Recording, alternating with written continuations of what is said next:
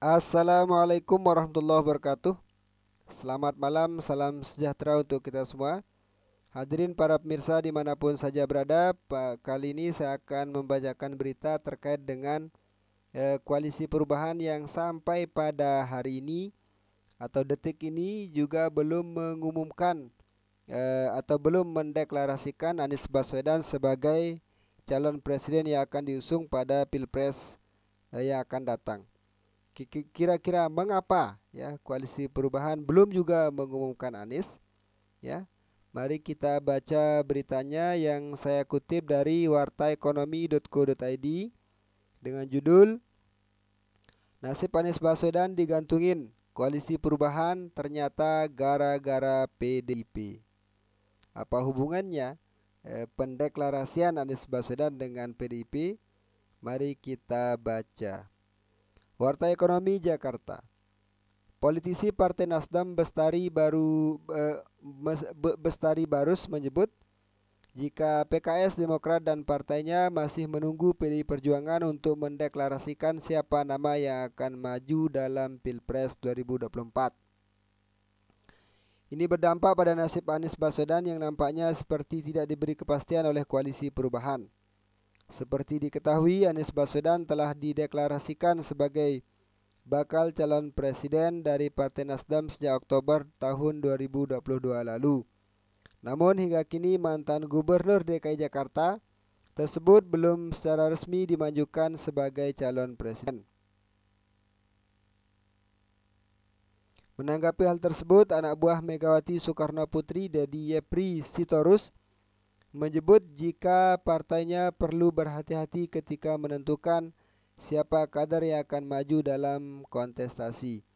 Ia lantas mempertanyakan apa keuntungan yang didapat Nasdem setelah mendeklarasikan Anies Baswedan. Sekarang saya mau tanya, untungnya Anies dimajuin kemarin apa?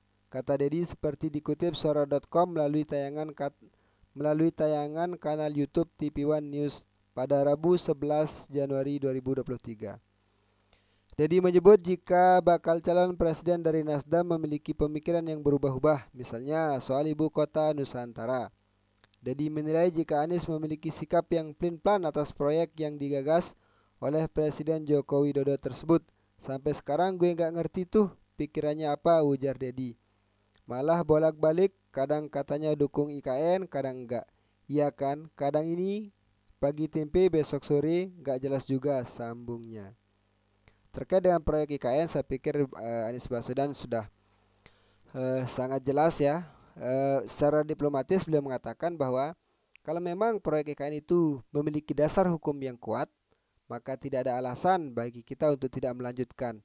Sebab kalau tidak melaksanakan isi undang-undang, berarti kita melanggar undang-undang. Kira-kira seperti itu. Belum ada pernyataan jelas dari Anies Baswedan yang mengatakan bahwa akan menyetop atau akan menghentikan proyek IKN jika terpilih sebagai presiden.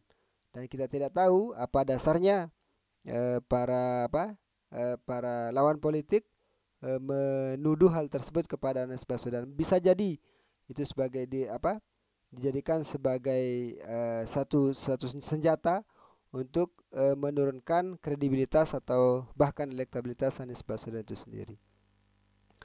Mengapa mengapa sampai hari ini koalisi perubahan belum juga mengumumkan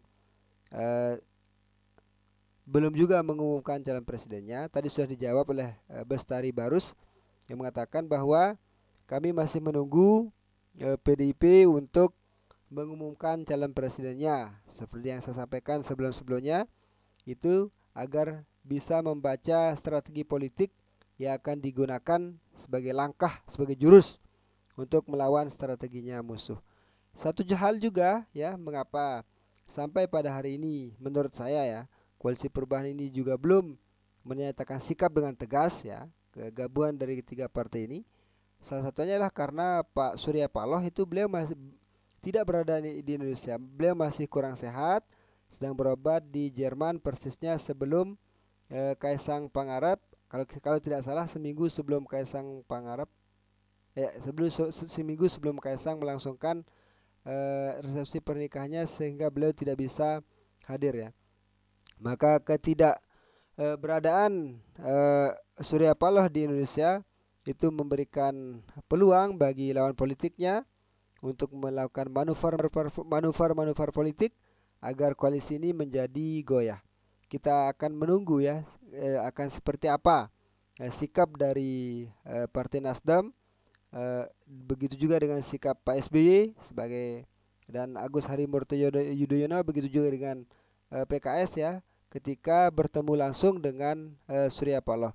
Apakah akan kekeh dengan pendirian semula, dan saya pikir mereka adalah tokoh-tokoh godfathernya, saya pikir mungkin godfathernya politik di Indonesia ini, sehingga hal-hal yang semacam ini pasti sudah diperhitungkan dengan matang.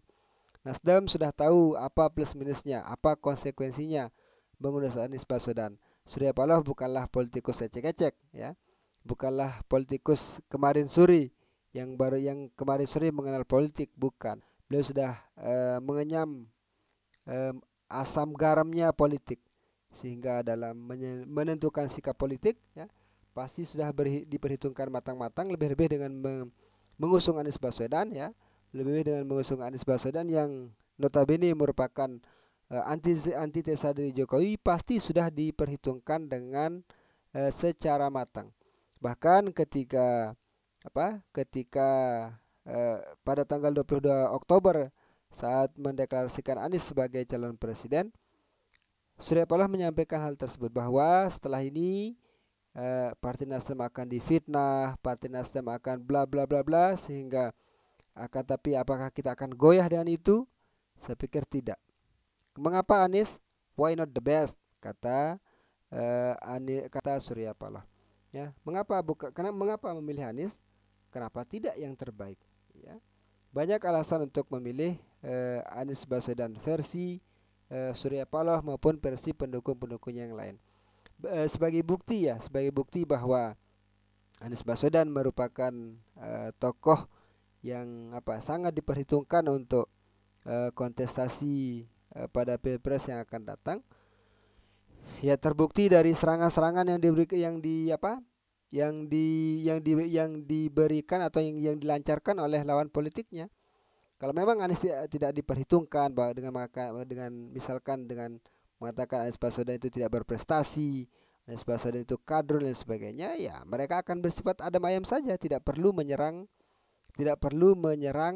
hanya dengan isu-isu dan sebagainya, karena memang dia bukan tokoh yang diperhitungkan seandainya.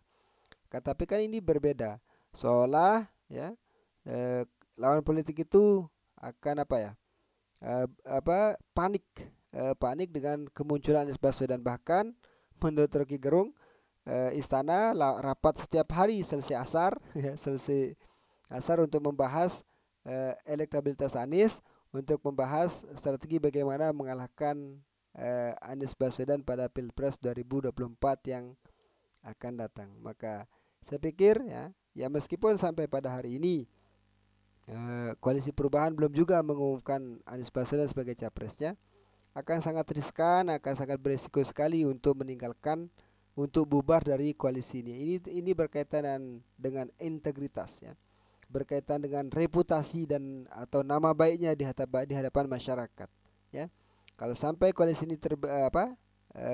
ini tidak jadi dibentuk, ya masyarakat akan beranggapan, ya terutama para pemilih fanatiknya Anies, beranggapan bahwa ya semua partai sama saja, tidak ada bedanya, tidak ada yang tujuannya hanya pragmatis semata. Bahkan padahal sudah ada calon potensial yang berada di depan mata, akan tapi ditinggalkan hanya karena kepentingannya tidak diakomodir atau tidak bisa diakomodir atau belum bisa diakomodir karena pertimbangan politik lainnya. Maka sekali lagi kita hanya bisa menunggu ya, akan seperti apa drama-drama yang akan ditampilkan oleh para elit politik kita, terutama dari internal koalisi perubahan yang digagas oleh Nasdem ya. Hanya ini yang bisa saya sampaikan, lebih kurangnya mohon maaf. Sekian, assalamualaikum warahmatullahi wabarakatuh.